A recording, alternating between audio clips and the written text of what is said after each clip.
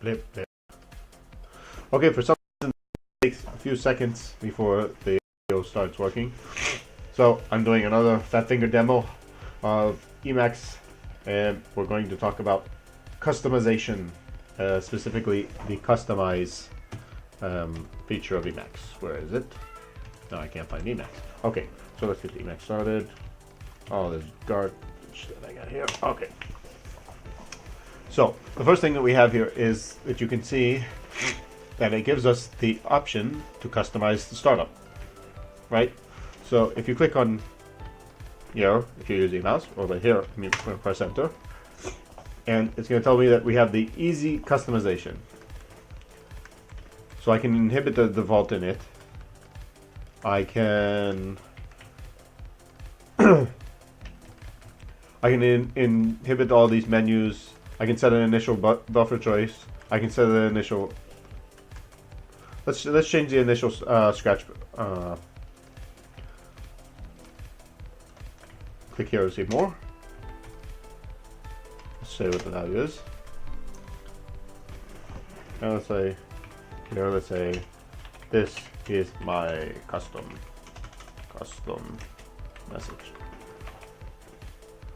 And now we can go to the state. Until now it's not applied. So if you click on state, we can apply it for our current session, or we can save it for all sessions. Also, if you do the same Control XS, it will save it whatever changes you did now. So let's save this for the future sessions. Let's see what happens if we go to the scratch buffer. I'm pretty sure the scratch buffer is already open. So yeah, so let's quit out of Emacs and try that again. But first, yeah, let's quit out. Okay, start Emacs back up. Let's go back to the scratch buffer. Here, and we see that we have our custom messages here. Now let's see what this did to our init.el. Init.el. And let's, I think it's all the way at the end. Yep, so you have this custom set variables. And here is where he sets all of your variables that you set using the easy customization. So we can take a look at what this function does. And you can use this on yourself in your own way. I'm not really sure what's the difference of doing it this way or setting something by setQ. Does it say? Not sure. Not sure what this was the difference between it this way or doing setQ. If somebody knows, please let me know in the comments. Okay. So, but the problem is, now what's going to happen is that this is going to get overwritten when we tangle our org mode file. So let's go back to, where is it? Init.org. Yes. Okay, let's just say save it. You see it tangled it, and now let's go back to our init and revert buffer. Yes. And you see that all our customization is gone. So that's not good for if we want to use customization. So let's go back and see how we can fix that. So if we go back to org mode book, I have two customization, and I put a link about using. Let's see if I can org follow org open link.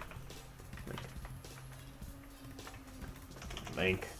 Why is link from string?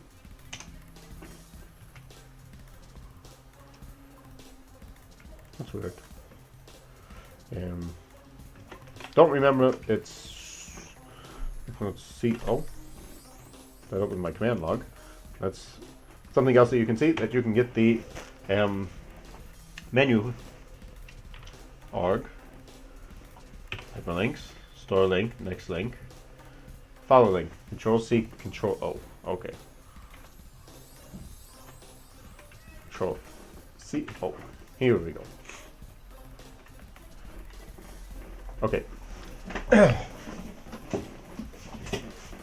Custom file is where we can set a link to our custom file. And they say that if you set it during custom, you're going to get it lost out. So let's do this.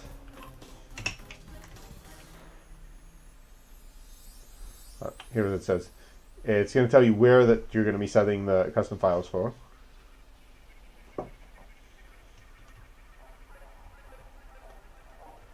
And it's going to tell that we should copy them, but here we've already deleted everything. What else is getting here?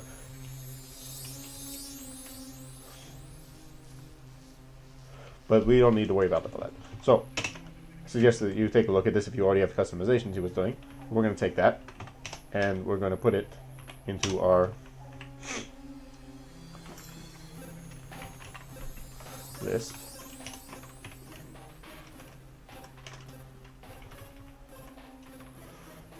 And let's evaluate this. Yes. As we do, that file is not made. So let's open up this file. It should be fine. Now we have this set. So it's just complaining that it can't load the custom file. So let's go back and customize something. So let's go, what we did before was custom.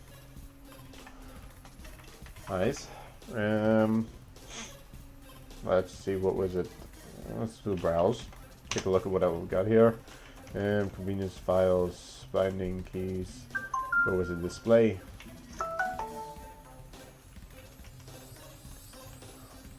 Let's go back to the welcome buffer. Get there from where we were. Okay, now let's customize the startup. No. Yep. Let's change it, actually it's here. Let's change it again. Now let's save it. This time I'm going to control access. No, that should have done the save, but and you see down in the menu when let's go to the messages so I can show you that. Messages. Come on.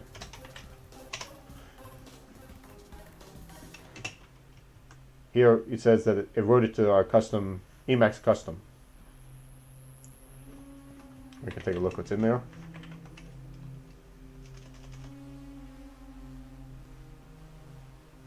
I don't like where I put that.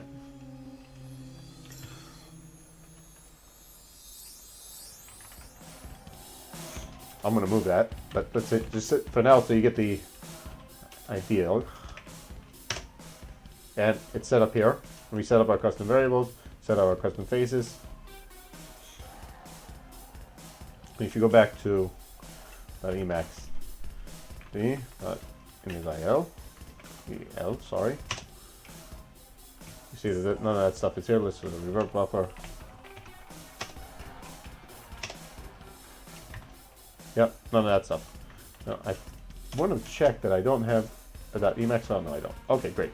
So that's how you get it set up that you can save the custom messages in a separate file. Let's go back to our org mode. Yep. I'm going to want to change this when I get back into my emacs D file, which I probably can use. There's another thing which I can user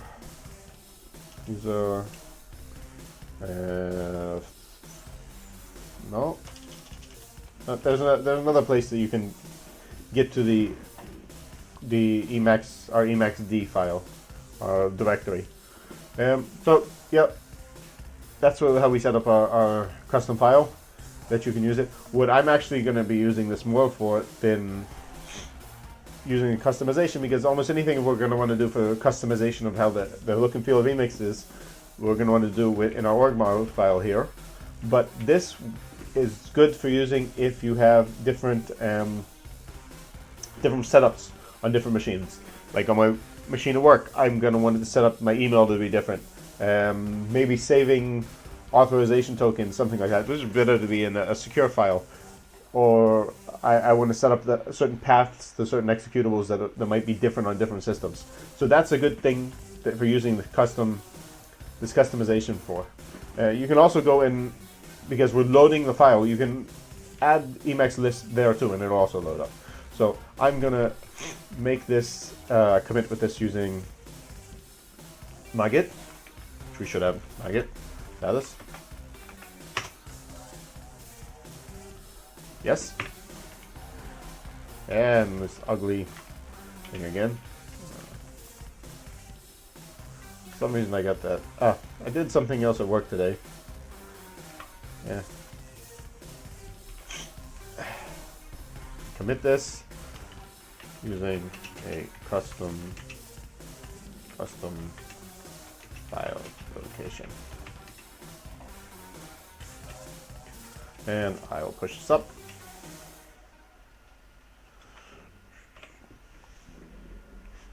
Okay, so I pushed this up. You can take a look at the code on GitLab. I hope the music's not too loud this time. And we got just a little bit more than 10 minutes. I think this is something that I really wanted in a while, because I feel like the how the customizations are always dirtying up your emacs. I want to see if one thing I want to check. Okay, let's get out of here. Let's put out emacs. And I want to start Emacs again, and I want to load my init.org.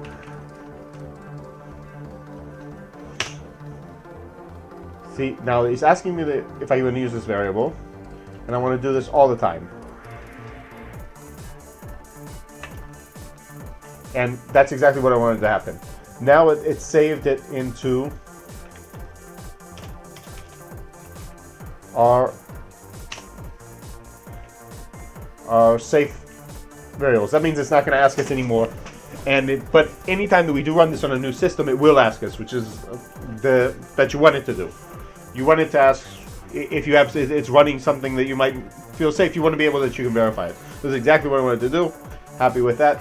Okay, so I'm going to change that the location of that though, because I want it also in everything into my